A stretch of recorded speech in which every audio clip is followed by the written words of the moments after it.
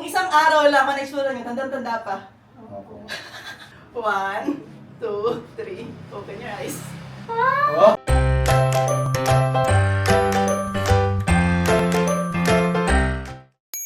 Hi, this is Elle and welcome sa isa na namang makeover. Ang i-makeover natin is itong studio apartment na to, which is unit nung in-house staff namin na si JR and si Jean.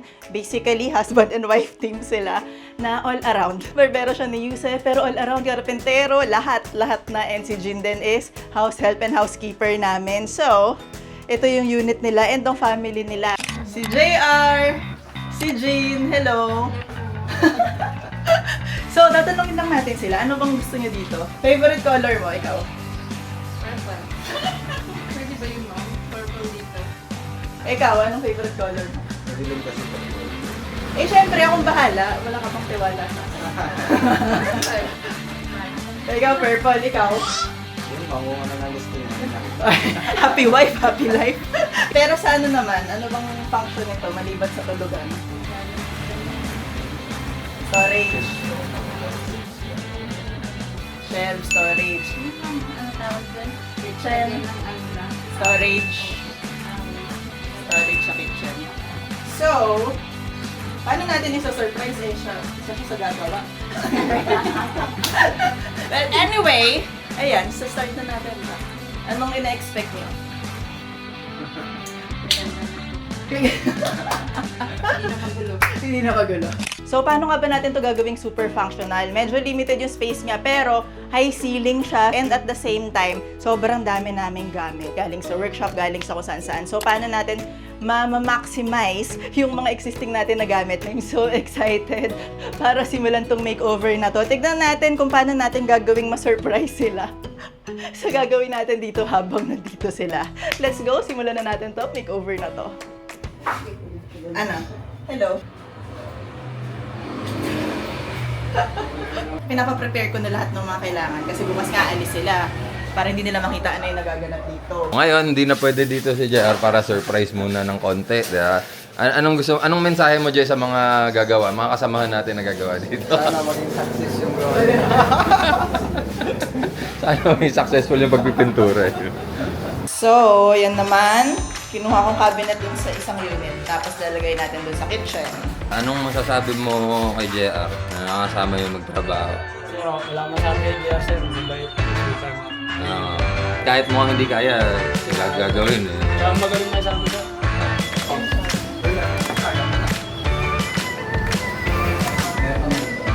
Meron tayo dun isang ganun na parang Sarado yun, sarado. sa harap, ganyan. Parang may sukbitan ng Parang kamay. may sukbitan. Anong mensahe mo kay JR? Mabait din siya. Sarap kayo nun. Masarap kayo inuman.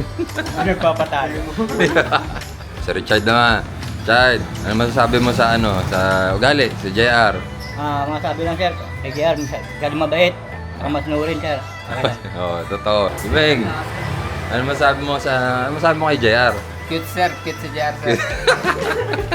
Okay, masarap kasama. Oo. Medyo kalog. Okay.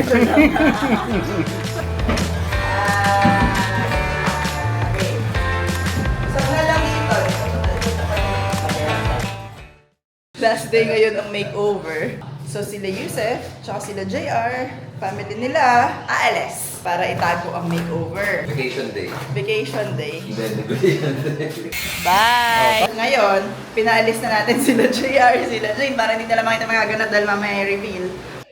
So, sinama muna sila ni Yusef sa in-laws ko para syempre, di ba, hindi nila makita yung gagawin namin sa unit nila. Undercut si Mami.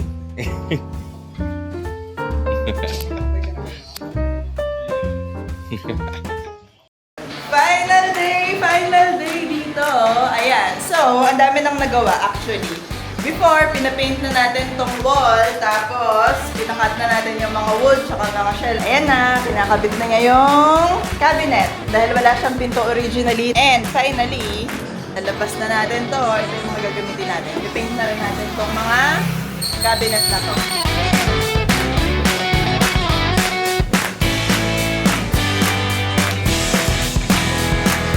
Ito yung ilaw natin, yung nilalagay natin. natin. Ayan na yung violet.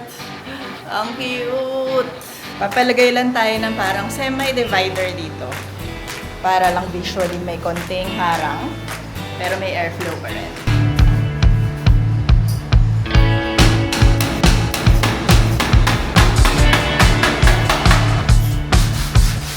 Ayan. Punong-puno.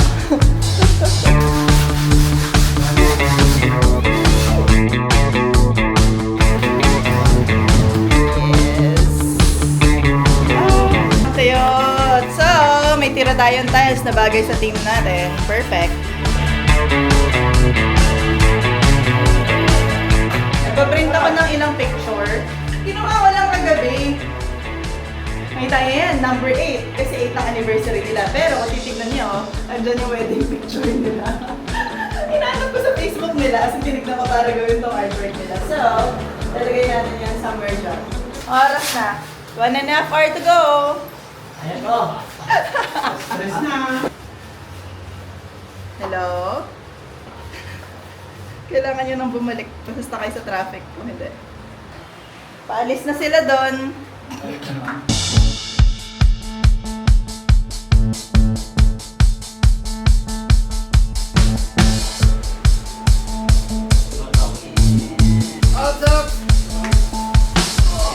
Bawal!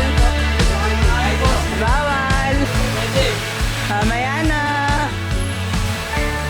Bawal! Bye-bye! Akyat muna! Finally, tapos na natin tong 12 square and studio apartment. Tignan natin kung paano natin transform yung space. Alika, tour ko na kayo.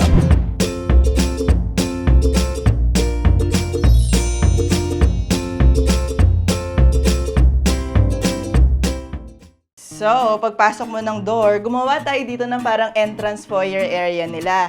Dahil, itong bed na to, hindi natin malilipat. As in, tinry ko na kung saan ba ibang pwedeng pwesto. Dahil sa space restraints natin, dito lang talaga yung pinaka-ideal place niya. Kaya naisip ko, ba't di na lang natin i-take advantage, magkaroon tayo dito ng parang foyer nook, storage nook, gawa ni JR yan.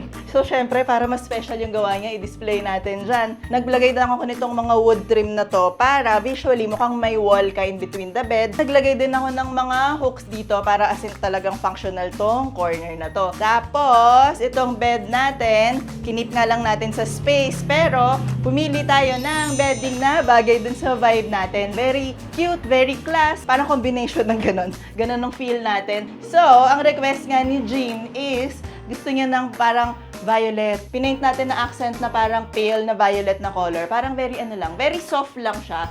Pero, nagmamatch siya dun sa ibang part natin ng wall. Kasi yung ibang wall naman natin, pati yung ceiling natin is pinaint ng parang warm beige gray na color para talagang very cozy ng space. And speaking of cozy, in-install natin tong parang Solia light natin. Gamit namin to sa penthouse. Ang high ceiling din itong unit na to. So, parang sayang naman, i-maximize natin yung high ceiling natin. So, itong table din natin to. From tall tiny house pa to. Perfect to dito sa space na to dahil gusto ko ng table dito na nasa-fold para hindi siya storbo pag di nila ginagamit. So, ayan, meron silang dining space. Meron din tayong inad na stackable stool para wala, very cozy lang. And sobrang okay din ito kasi itong table na to, merong storage sa left and right side, may drawer yan buo. So, very functional, additional storage. Tapos, ito sa favorite corner ko talaga dito dahil, unang-una, itong piece na to is galing dun sa office ko dun sa penthouse. So, sobrang love ko to. Sobrang sakto niya para dito. Parang sinadya siya para dito sa space. So, itong arc ko naman is ginamit lang natin dito sa isang side para ma-maximize natin yung tall ceiling. So, very useful niya. Tapos, visually, ang ganda pa niya. Like, nakaka-clash shot. And, syempre, nirepaint natin tong piece na to dahil originally pink to. Hindi yun yung vibe natin dito. Tapos yung curtain pala, yung yellow, yun yung curtain natin sa penthouse na ginamit namin sa bedroom namin dito. Madami yun. So, ginamit natin dito dahil perfect siya dun sa violet na accent color natin. And ito ring handle natin from Penthouse Kitchen. Bagay din yung pop of orange dito dahil bagay siya with the yellow. Tapos, kilala nyo ba yung tiles na yan? Ito yung floor tiles dun sa bathroom sa House of L unit.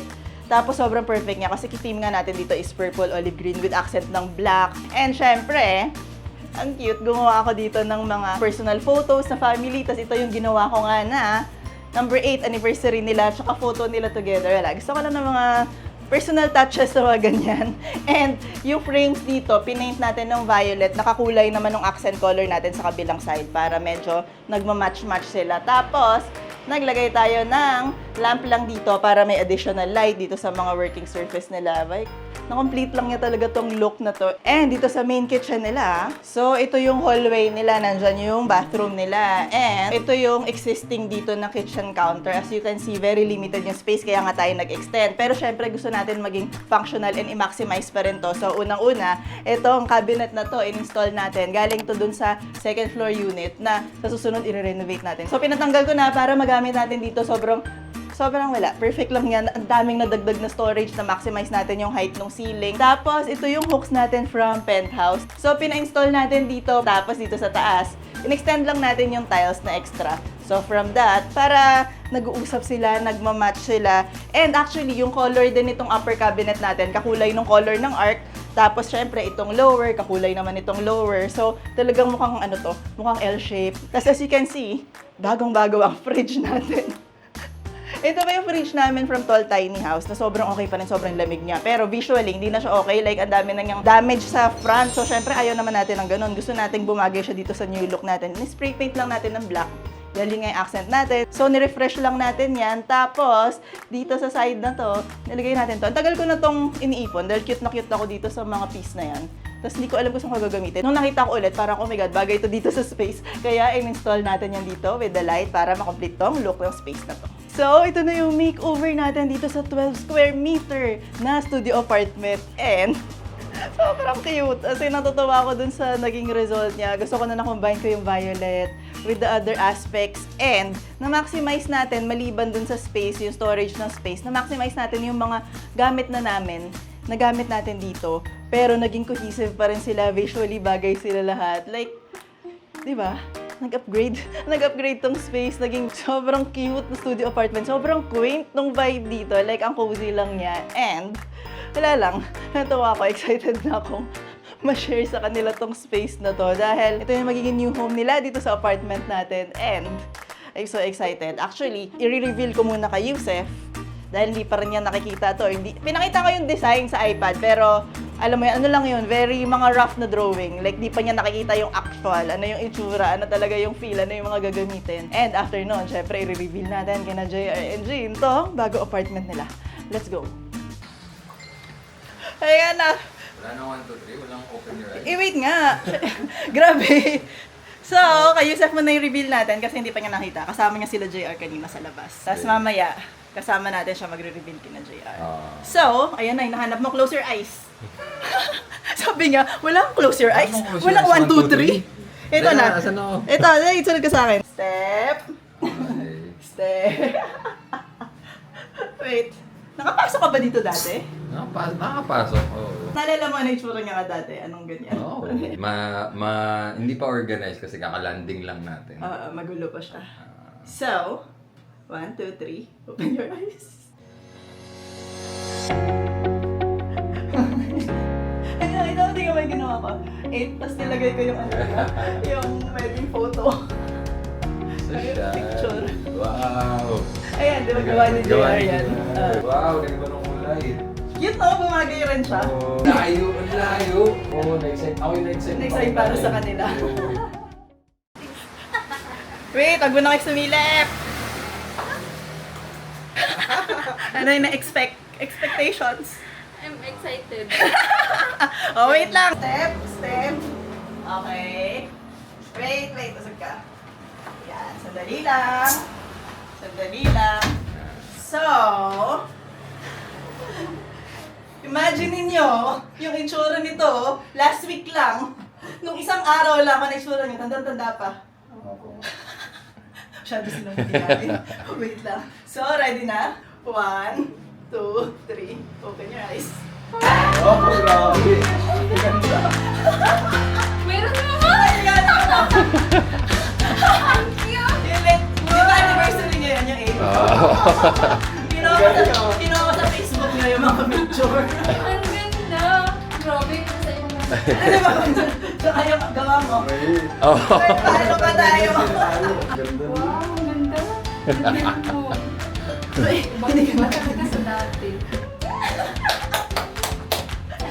JR, request mo daw to. Oh, solid na to. Grabe improvement. Yay! Sabi ko sa'yo, di mo na makikilala yung kwarto natin. Ano favorite nyo? Lahat ma'am, maganda lahat. Lahat Ito, favorite. ito. Lalo to. Tikit, tikit. Hindi, tama. I-off nyo. Para Oo. naman na-appreciate nyo. Oh. Ah. Kahit may pagdrama dito, di ba? Pagka... Ano masabi mo kung? Ayan na. Success na success.